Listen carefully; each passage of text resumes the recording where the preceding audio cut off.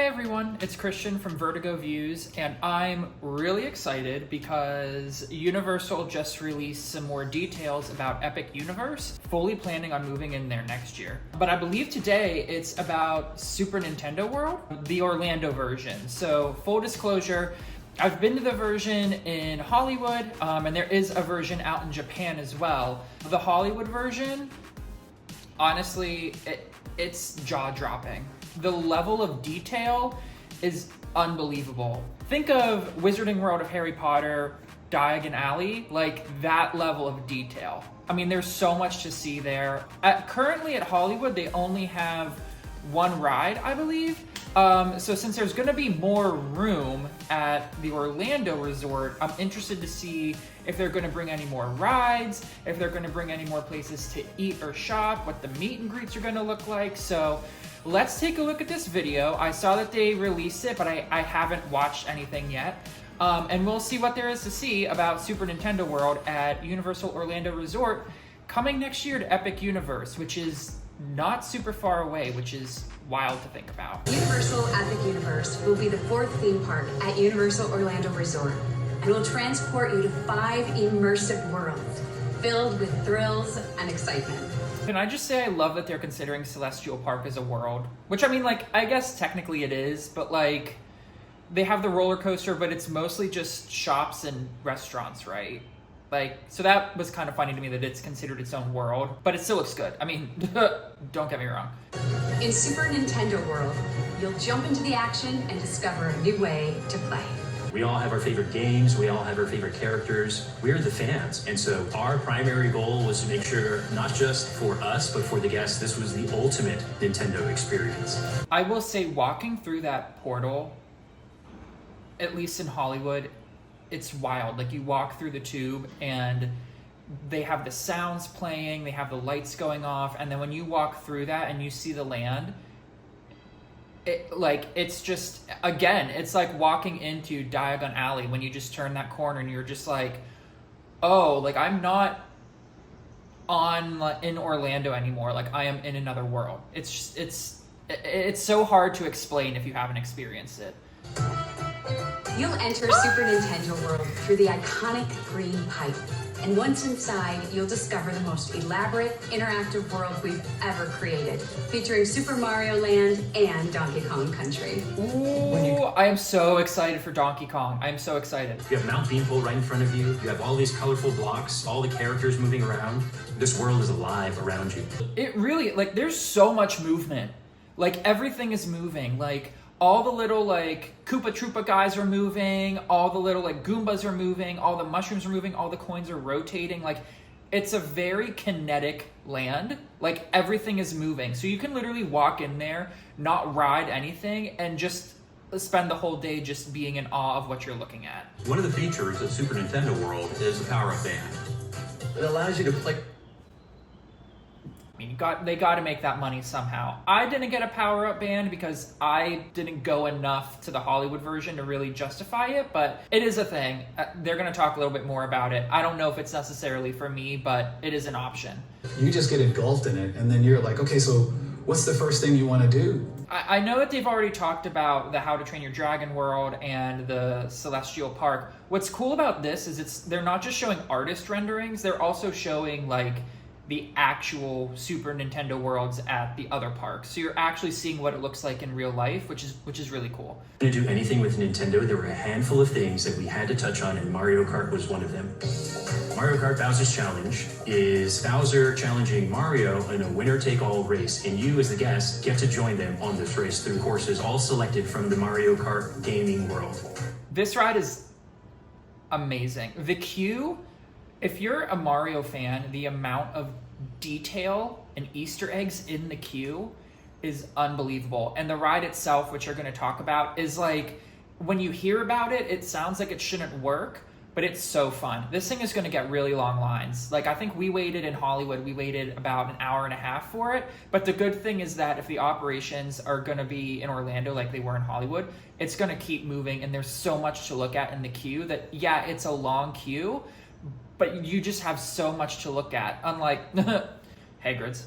You can look at the characters, they look at you, you can throw shells at characters and change the outcome of the race. You can see all the beautiful scenery, and you also get the gameplay that's going on the image. It melds that game world into that real world. It's really cool because they're right. Like there are live sets around you with things moving, like the piranha plants are moving, but then with the visor you get, like there is sort of like a screen, so you're seeing like a giant piranha plant and you're steering around it with like Peach and Mario in their carts.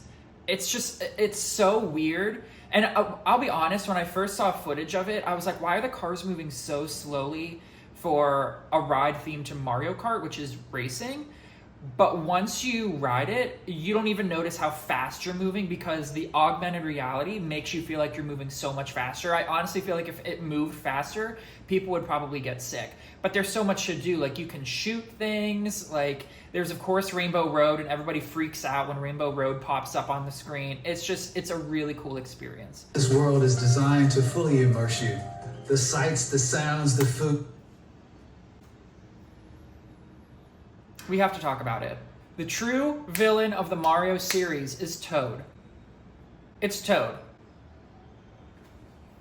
He's evil. Now, I will say this cafe, the food that they had in there is pretty good. And it, again, really immersive, really cool. But if you're looking for the true villain of the Mario series, it's Toad. I love Yoshi. We couldn't do anything without bringing him along. Yoshi's Adventure is I'm so excited for this because they didn't have it in Hollywood. which is just too cute for words. We're joining Yoshi in exploring Mount Beanpole in the search for 3 glowing eggs.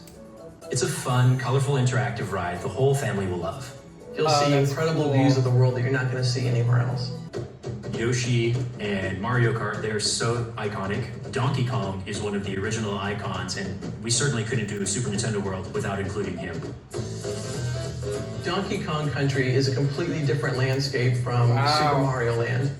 You're exploring Wow, through that's really big. Like in the renderings that they're showing, it looks really big. Like is it bigger than the rest of the world? a lush jungle with rhythm and music. But the land really comes to life. When you see the mine carts coming through the land, it really looks like it's a runaway mine cart. I can't. The fact that these carts are gonna look like they're jumping off the track. Who are these people? My Kart Madness gives guests an opportunity to join Donkey Kong and Diddy Kong. It's a coaster that has jumps, turns, leaps, dips, dives. Oh, they're having it. So you're gonna walk up to this and see the temple, and you're gonna see the cart jumping the track right in front of you. These people are maniacs. The most innovative technology inside of it to make us feel like we're actually jumping the track. There are 0 screens. It is all real show. It is all real thrill. It will blow their minds on what we were able to turn into a real-life experience. There are like patents and diagrams online if you want to see how they're making it look like you're jumping the track, but of course it's totally safe. You're still secured to something, so you're not really jumping the track, but it's really going to look like you are. And I'm curious to see what it's going to look like on the ride too. But I'm so excited for that. I think this place is going to allow so many families to connect and bond over these timeless video games. To me, I think that's why theme parks matter. You could go there 20 times, and you will always find something new every single time. You gotta come here and you have to see this place. It looks wild. Super Nintendo World is going to bring so much joy to our guests, and it's one of the reasons why Universal Epic Universe will be an amazing theme park experience. 2025. Where's that opening date? Let's go! All right, so nothing like that I wasn't honestly expecting. I knew that the Donkey Kong ride was happening. I knew they were gonna have to put in Mario Kart, Yoshi. It looks like there is gonna be Toadstool's Cafe. So it looks like they are kind of taking things from the other parks, which is fine because honestly, I haven't been to the one out in Japan. They're getting the Donkey Kong roller coaster first, but the Hollywood one alone is just wild. So prepare for this to be, I think this is going to be the land that everybody goes to first at Epic Universe. So be prepared for long lines, lots of kids, lots of people.